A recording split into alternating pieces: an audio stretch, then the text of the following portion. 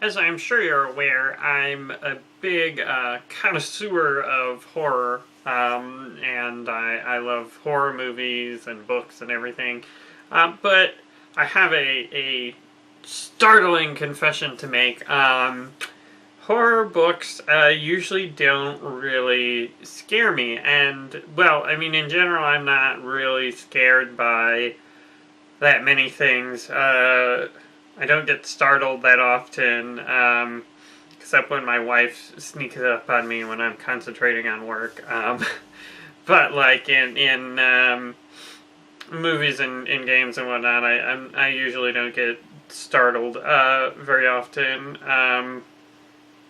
But there's some definite, movies and games that really produce this sort of creeped out feeling, which I really enjoy. And examples of that are like, Silent Hill and Fatal Frame and The Shining and Ju-On.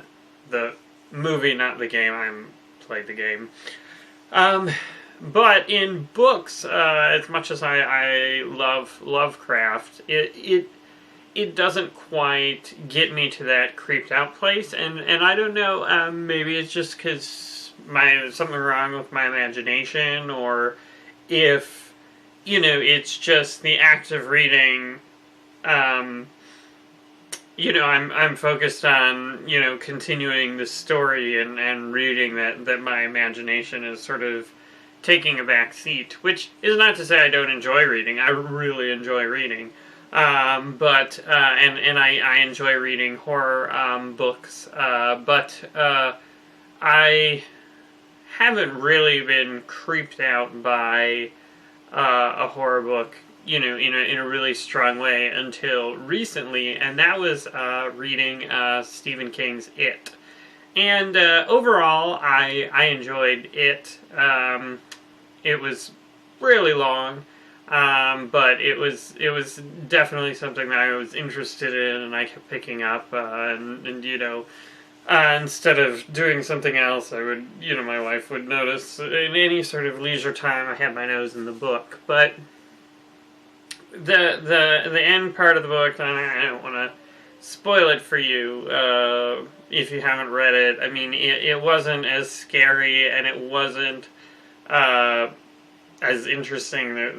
There is some really weird stuff that happens and some strange choices. But anyway, I won't really go into that. But what I want to focus on is the beginning of the book, because the beginning of the book, I think, was absolutely amazingly brilliant. And I'm talking maybe the first 100, maybe 200 pages, but basically, in my mind, it felt very Lovecraftian. And the interesting thing to me about Lovecraftian horror, besides the Cyclopean, I don't know how to pronounce it. I've only seen it in Lovecraft. He really likes that word, but these Cyclopean towers and non-Euclidean geometry and things like that. Besides those, I think the thing that Lovecraft does, and the thing that makes him so effective as a horror writer, is rather than saying, here's what the monster is, he describes the people's reactions to it. How just gazing on the monster, causes them to go insane and things like that. And honestly, I think that's better than when he describes the monsters. And maybe again, it's just I get confused sometimes by his descriptions. There's one giant foot on a trunk, and then heads on stalks with eyes everywhere and weird tentacles, or I can't remember, but there was one Lovecraft story I was reading, and I was just trying to imagine what sort of monstrous creature this could be, and I was just drawing a blank. But to some extent, the real beauty of horror fiction is you don't necessarily have to describe the monster and the villain, and certainly, I think it was Thomas Grip, the creator of Amnesia, when he played an early build of Neverending Nightmares, he basically said, probably you should show the enemies less. I think, you know, keeping your enemy, like showing your enemies as little as possible, is a great way to create horror and to really create that tension, because what people imagine is going to be worse than what you can actually come up with. And certainly I talked about this in Alien Isolation, but, you know, at the beginning, when you just barely saw the alien, then you're like, holy crap, this is scary. But at least for me, when I saw him, you know, marching around, or, spoilers, multiple aliens going around, I was like, whatever.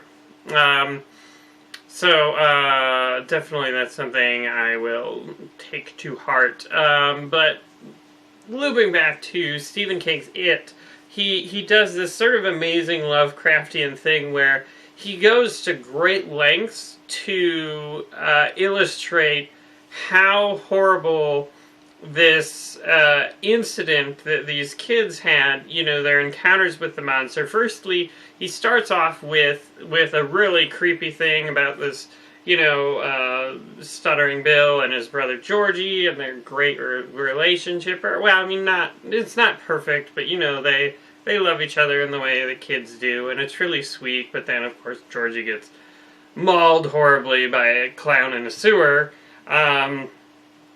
which is awful. And then there's this, like, section where they talk about someone getting murdered in, like, 28 years later, and he was, like, beaten up by homophobic people, and, like, I didn't really like that part. I mean, certainly, I don't know, I'm sure there are homophobic people, but it was just that really awful and depressing and not scary, because the whole focus in that section was that basically the homophobic people practically killed him, and then the monster just, like, bit his arm after he was, like, murdered by these jerks. Like, so at that point I'm like, this is gonna be a slog, because, you know, that was 50 pages into this, you know, 1,100 page novel. But then it got really good, the best part of the novel, because basically they talked about how these people's lives had been shaped and destroyed. The kids from the beginning, Stuttering Bill and his friends, who thwarted its attack 28 years earlier, but forgot how they did it, forgot each other, forgot everything about it, and so it's just I forget exactly what part it was. There was one really powerful part where basically they talk about it drove this guy to suicide when they said, hey, you gotta fight it again.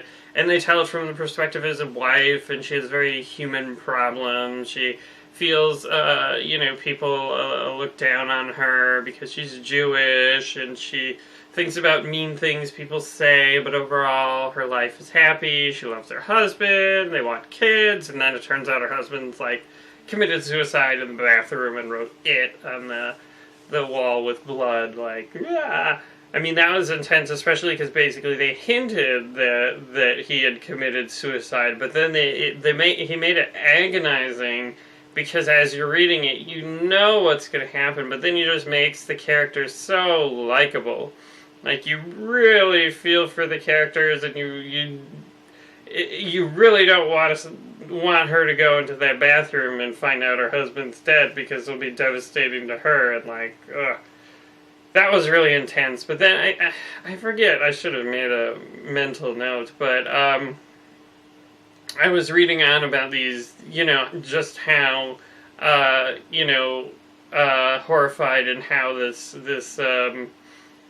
encounter with it had, you know, just totally traumatized them, and how they all thought they were gonna go die when they went to battle the monster, and it was so well done. And then, of course, you know, there's some interesting things, but then, you know, they keep showing the monster, and he just kind of, like, taunts people, and it's kind of like, if it's the taunting monster, that's less scary to me. But anyway, I mean, overall, I think I would recommend reading it, especially for the beginning. But it was definitely an enjoyable book. But the beginning was just really intense and really scary. Well, I mean, again, I just felt like really creeped out. I felt that chill go down my spine. I felt, for the characters and their fear of this creature they would soon have to battle. So anyway, I figured I would share that with you, and I don't know if you have like 20 hours or something it took me to read the book, I'd recommend reading it. Thanks for watching.